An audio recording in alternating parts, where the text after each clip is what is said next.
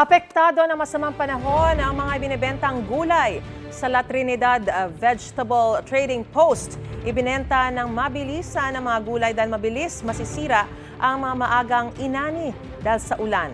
Ang dating 20 pesos na repolyo nasa 12 pesos kada kilo na lang. Ang pechay wombok naman ay 13 pesos kada kilo.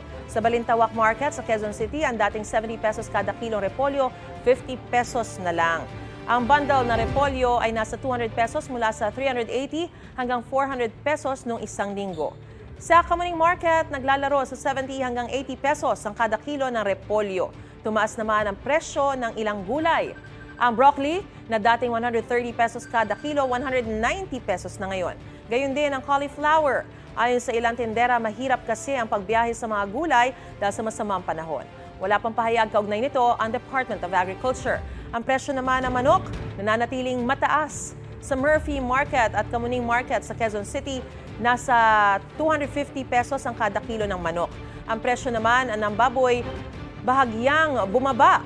Sa Murphy Market, 430 pesos ang kada kilo ng liempo. Ang kasim, 370 pesos kada kilo. Gusto mo bang mauna sa mga balita?